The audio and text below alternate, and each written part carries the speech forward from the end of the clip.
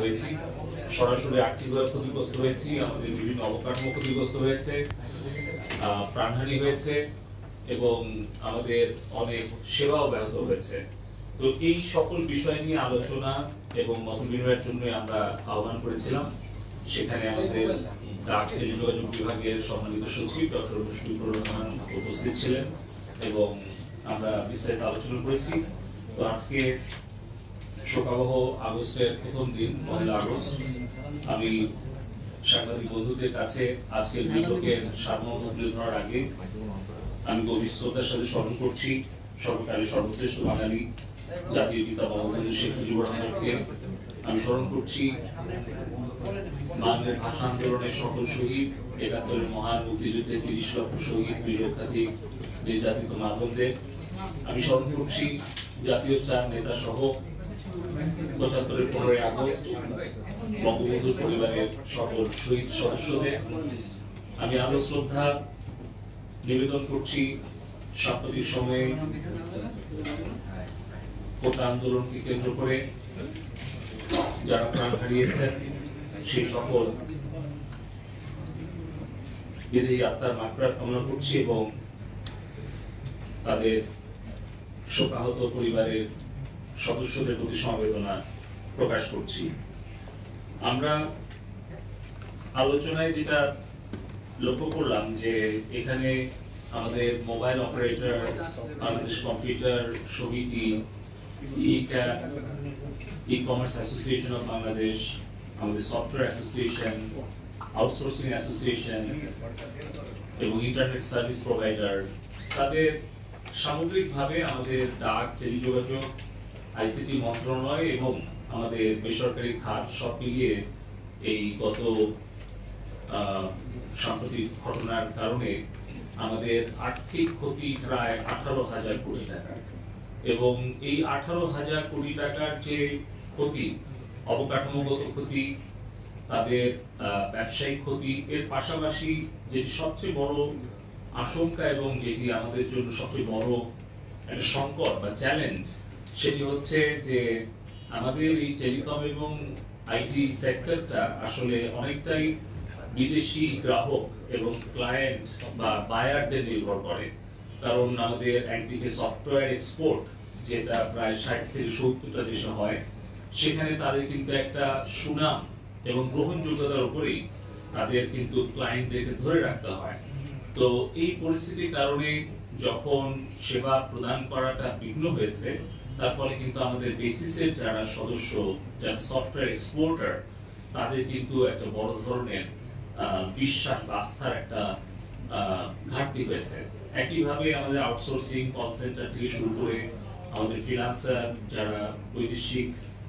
রপ্তানি আয় করে, তাদের সার্ভিস, সফটওয়্যার বা অন্যান্য বিভিন্ন সেবা দিয়ে সেটাও কিন্তু মারাত্মকভাবে ক্ষতিগ্রস্ত হয়েছে। পাশাপাশি আমাদের দেশে এবং বিদেশে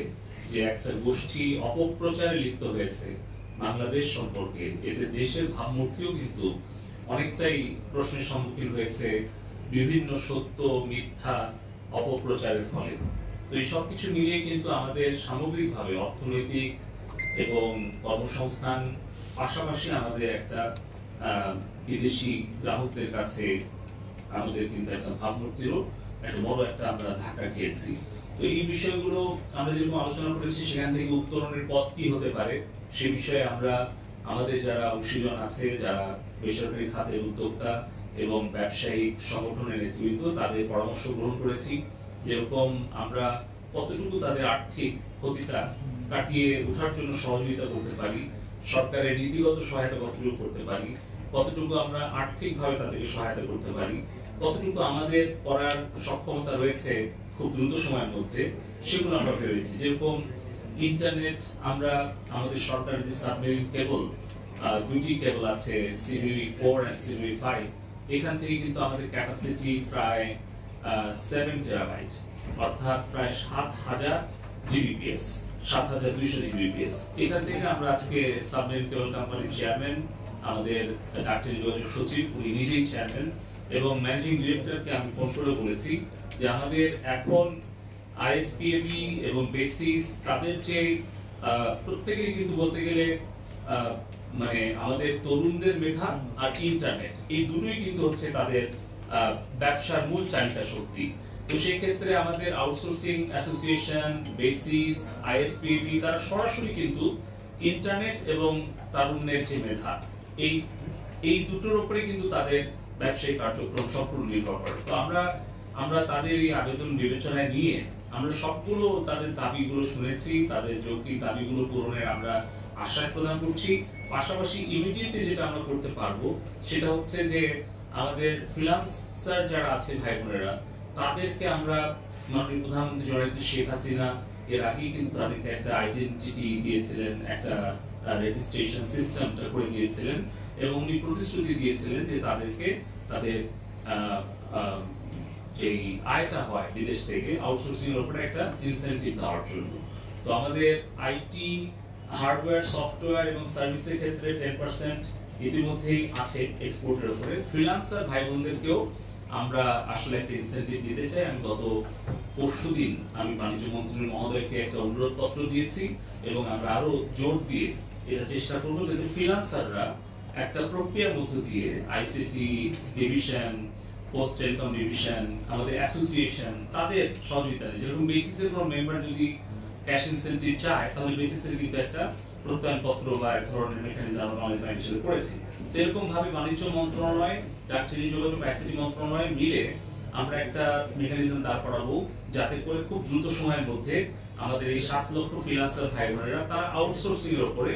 ইন্ডিভিজুয়াল ফ্রিল্যান্সাররাও যাতে একটা ইনসেনটিভ পায়, সেটা আমাদের প্রস্তাব আমরা দিয়েছি। আমরা আশা করছি এটা বাণিজ্য মন্ত্রণালয় থেকে একটা খুব ইতিবাচক আমরা সাড়া পাবো।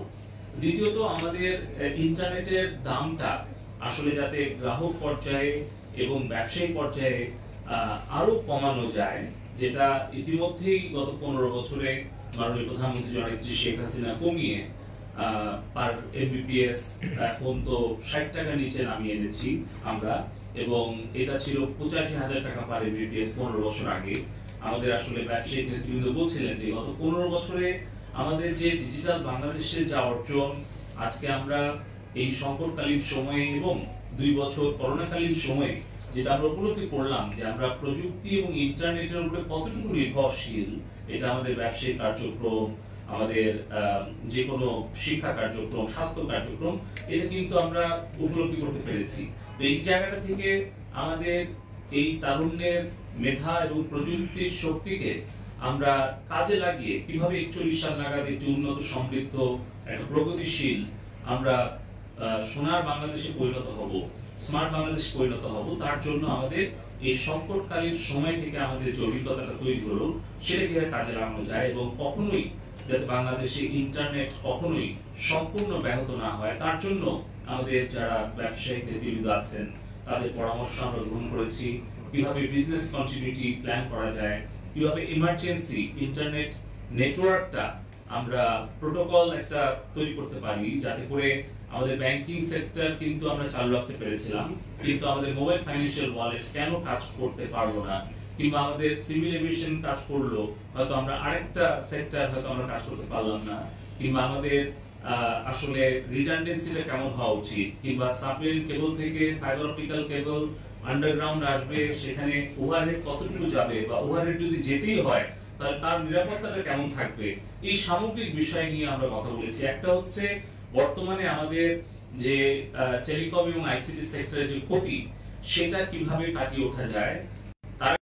আরেকটা বিষয় হচ্ছে যে আমাদের তরুণ প্রজন্মের আস্থা, বিশ্বাস কিভাবে আমরা আসলে বাড়াতে পারি, বৃদ্ধি করতে পারি, এবং এই যে একটা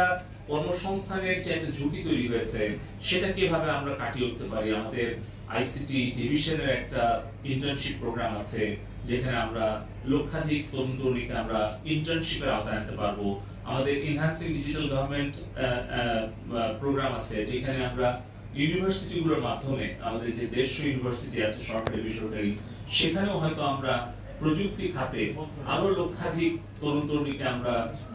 কিছু প্রশিক্ষণ, কিছু ইন্টার্নশিপ, মেন্টরশিপ দিয়ে তাদেরকে আমরা এমপ্লয়মেন্ট জেনারেট করতে পারবো। পাশাপাশি আমাদের যে সফটওয়্যার শিল্পে আমাদের যে একটা বড় ধরনের আমরা ধাক্কা খেলাম সেটা কাটিয়ে উঠে কিভাবে আমরা দ্রুত আমাদের স্বাভাবিক অবস্থায় ফিরে আসতে পারি এবং আমাদের ভবিষ্যতে একটা ইমার্জেন্সি নেটওয়ার্ক কন্টিনিউটি প্রোটোকল কিভাবে আমরা তৈরি করতে পারি, এই সকল বিষয় নিয়ে আলোচনা হয়েছে।